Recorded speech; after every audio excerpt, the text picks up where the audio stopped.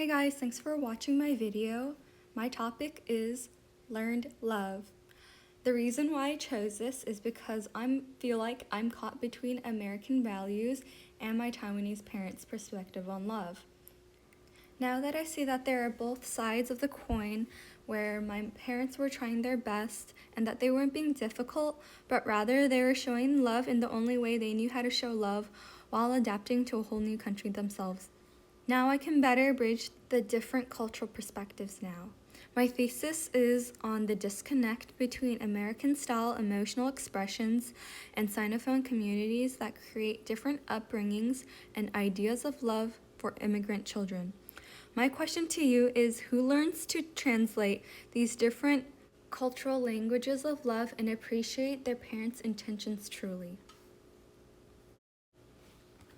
Growing up as a child of Taiwanese immigrants, I often found myself caught between two distinct languages of love. Do more and say less. Saying I love you in Chinese and American cultures, Cadwell Harris, 2013. In American/Chinese cultures, I would often hear my friends' parents openly say, I love you, and offer warm hugs. At home, love was spoken differently. My mom made rogan tang and constant reminders to do better. She silently sacrificed for the ability to provide for me. I watched my mom navigate exhaustingly long daily grinds, commuting an hour to work and back, picking us up from daycare, somehow having hot meals ready for badminton practice, and still managing all the household duties while we got home. There's more that she did that I did not list here. Just like the film's exploration of overwhelmingly chaos, her life was a constant juggling act of responsibilities falling from every direction. The invisible workload of women she carried was stressful, a reflection of how modern women handle countless challenges, literally everything, everywhere, all at once, as mentioned in Susan Hyatt's article. Just as the movie portrays love persisting through chaos, I now recognize how much my mom's dedication, shown through every packed lunch that sometimes I didn't eat, every late night chore, every sacrifice of her own time, was her way of expressing deep love for us, even when she was stretched and possibly thin. The research helps us understand why these differences exist. American culture operates on what anthropologists call a low-context society, where explicit verbal communication is necessary. Chen's studies show that American subjects accepted compliments at a 39.28% rate of the time and directly returned them 18.5% of the time, demonstrating comfort with direct positive expression. So I chose this graph because it's really direct and it kind of shows how Americans compliment someone. For example, someone can say, oh my God, I love your shirt. Where'd you get it? The other person would say, oh my God, thank you so much. I got it at Aritzia. Right? But in the red colored side, in Asian countries, someone would be like, oh, I love your shirt. And then the other person would say, oh, this? No, I got it a while ago. It was on sale. I love the shoes you're wearing, by the way. And the first person would say, oh, my shoes, no, they're so dirty. They're so old. Eventually, someone will give up and they'll go on with their day without either side saying thank you. This is prevalent in the Masters in Kung Fu Hustle when the masters are being praised for their fighting abilities and they respond with, don't call us masters and we're just ordinary folks, or followed by being ordinary is a blessing. Sinophone cultures function as a high-context society where meaning is often conveyed through shared understanding rather than explicit statements, aka read between the lines.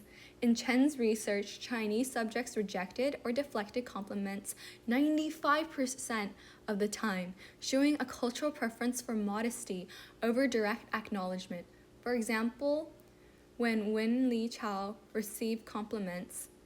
Congratulations, you're a big boss now. She deflects them with, come on, it's no big deal, just a small shareholder.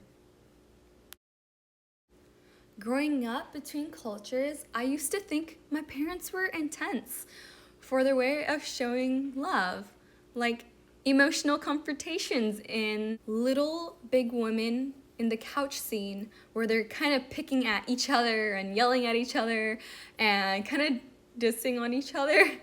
But one day, my mom ran out saying, I love you, and it felt like a breakthrough. But what made me really believe in her love wasn't just these words. It was the years of seeing her effort to adapt despite her age, combined with what I learned in this class about understanding different cultural expressions of love. Together, these helped me realize that her way of showing care through intensity and criticism was just as valid as her newly learned Western expressions. DH later explains, but there's a generational change. Young people will say, 我爱你, but the older generation will not. Perhaps my mom is still very young at heart. Watching Piano in a Factory, I found my parents' dynamics were a bit similar to the show. Even though my parents stayed together when I was young, I realized that family tension, the weight of parental expectations versus a child's own desire. Just as a father in the film projects his musical aspirations onto his daughter through the piano, I witness how parents can channel their hopes and dreams through their children, believing what they know what's best. When the father finally understands that his daughter's happiness matters far greater than his vision for her future, he demonstrates a hard but high level of parental love, the willingness to let go of his own dreams so his child can pursue hers, suggesting a continuous social order that requires no affirmation in inner emotional responses but only in behavior, said by Yue and Ku.